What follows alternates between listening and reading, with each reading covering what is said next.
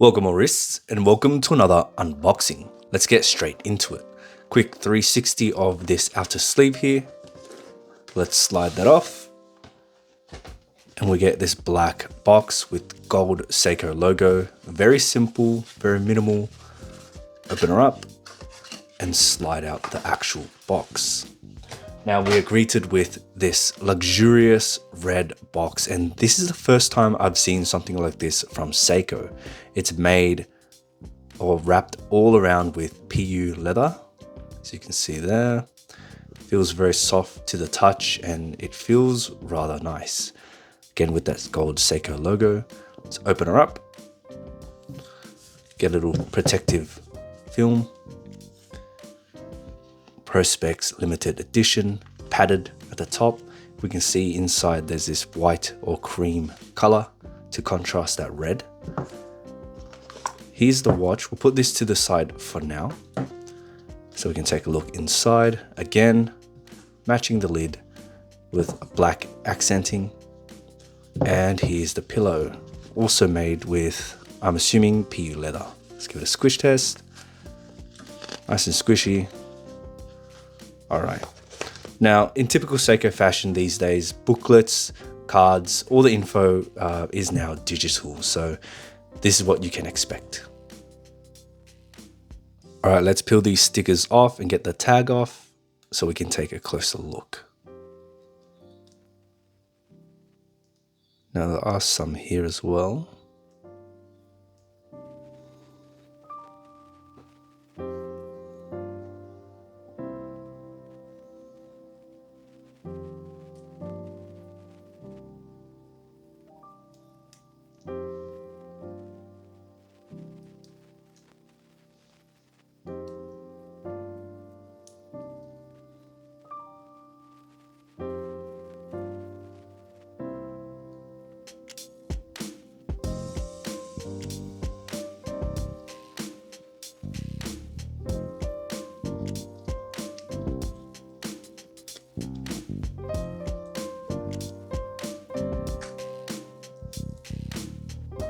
Here it is. This is the Seiko Prospex Australasia Limited Edition SPB489. And right off the bat, this red dial is extremely striking, as it should be, as the red itself is just naturally a striking color. Now, if we take a close look at it, it has this wave pattern to it, as well as this horizontal finishing, which really adds a lot of texture and depth to this dial, and it's said to be inspired by Australia's red deserts, and I can kind of see where they're getting at here. Now you will also see it has these gold hour markers as well as gold printing on that inner compass bezel, so it does provide some nice complementing colors with that red. And I think this use of gold here kind of just evokes like that hot Australian sun on that red desert backdrop. The hands are also finished in the same gold, and we do get this cathedral style handset. Very nice for the Alpinist. And this dial is really something special. As you can see when I'm just moving it through the light, you can see all of those textures and patterns coming through.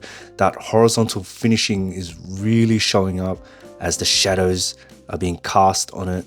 And when you bring it up closer, you can see that wave, the vertical wave pattern just going across those horizontal lines. And there's really a lot going on here. And I can't help but think about Grand Seiko when I'm looking at this dial, because this dial is like a Grand Seiko level dial. You're getting a lot of textures, a lot of great finishing to really catch that light and show off the intricate details on the dial. And keep in mind, you're paying a lot less for this than a Grand Seiko. Now the watch does have a date function with a Cyclops lens to magnify, and personally I don't mind the Cyclops lens at all, but I know it could be an issue for some of you. Now it has a gold Seiko logo to match all of that nice gold on the dial, and this inner compass bezel is very smooth to operate. Silky smooth, no tactile feedback, back and forth with ease. But I did notice it does, in typical Seiko fashion, have some misalignment issues. If you look at the north, east, southwest points, if you center one of the points, I'm not sure if this will be on all models, but the east there is off center, south, and west. Whereas my north, if I center it, is the only one that's centered. See how they're slightly off? So there is that misalignment issue with Seiko once again. And it is a little bit disappointing because this is a limited edition and you will be paying with your hard-earned money. Now, it is just that inner compass bezel, whereas everything else seems to line up just fine. So I guess you could say that is an upside, but overall, it should line up straight out of the box. Taking a look at the Lume, we can see Lume at all the hours, including one for the date there, as well as the handset. And it is Seiko, so the Lume is going to be quite good, but it won't be as bright as some of their dive watch offerings. For the case, we're getting that classic Alpinist shape in that familiar format. And the finishing here is incredibly well done. Look at that fine brushing on the top of the lugs, transitioning into that polished bevel and the polished sides. And the transitioning here is extremely crisp. Look how sharp that line is. The lines are very, very crispy, follows it well. And the Alpinist case in general is probably one of Seiko's best cases.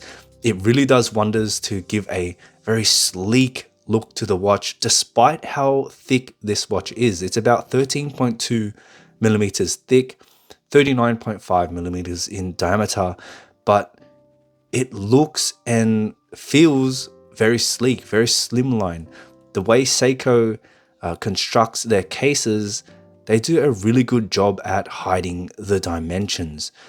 And you can see that mid case there is rather thin compared to the case back. So the case back does protrude out, but when you're wearing it on wrist, it will hide it quite well. So one of Seiko's best finished cases in my opinion. It does have these polished crown guards. So you see it transitions from those brushed lugs into that polished bevel into polished crown guards, and it's such a flowing look, such a sleek silhouette, and one of my favorites from Seiko. On the backside, we do get a display case back so we can see into that 6R35 movement. Now, it's not the most decorated movement you'll see, but it's always nice to see the inner workings of your watch regardless.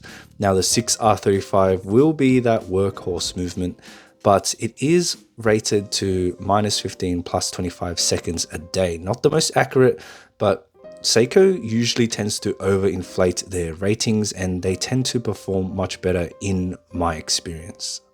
Coming to the strap, we get this brown leather strap here, and it's calf leather for its 20mm lug width, and I think this brown really matches the dial quite nicely. Those brown hues and red hues complement each other quite well, and given the polished bezel and the polished elements of the case, I think this leather strap helps to elevate the watch to give it a more classy look and gives it that flashier appearance, helps to really emphasize and highlight that dial. For the clasp, we are getting a fold over clasp, which is very nice for our leather straps because it does help to reduce wear and just gives a cleaner look in general. So you won't have to fiddle with a tang buckle and it'll keep the straps looking nice throughout their life. And an upside of this is you could also use this on other leather straps, because let's be honest, a lot of us will be strapping this up different ways.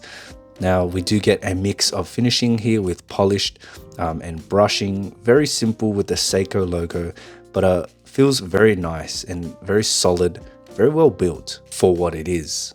So you can see here, once the strap is fitted, there's not really much else to do. You just simply slide it on your wrist and close the clasp like it was any other bracelet.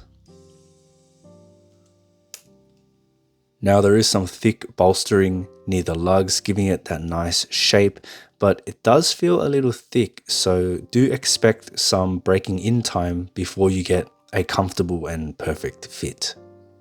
Here it is on my 6.5-inch wrist, and keep in mind guys, the strap isn't broken in yet. It is just fresh out of the box and placed on the wrist, but you can kind of get a sense of what it would look like and how it would wear. Now, given that it's a strap, I'm pretty sure this is going to be very comfortable once the strap itself is broken in, so it conforms to your wrist. And this clasp here is actually quite nice. It's not bulky at all. It's rather thin and isn't really in the way. And that buckle section itself, it is also quite sleek compared to other Seiko buckles that I've had in the past. So it feels quite good to wear. And you can see when it's on the wrist that red just really pops, because red is not your typical dial color in the first place. So just seeing it on the wrist is really quite an interesting visual experience, and it's such a striking color. It really plays well with the patterns and textures on the dial. Now this watch has a screw down crown with 200 meters of water resistance, which is rather good for a non-diver. But keep in mind this crown here, which activates the inner compass bezel, is not screwed down, but it also doesn't pull out, so it shouldn't be an issue. There it is guys, that's my first impressions of the watch. After I spend more time with it, I will do a more in-depth review. Let me know in the comments what you think about the watch so far. And if you like the video, give it a thumbs up and consider subscribing for more watch content. I'll see you in the next one.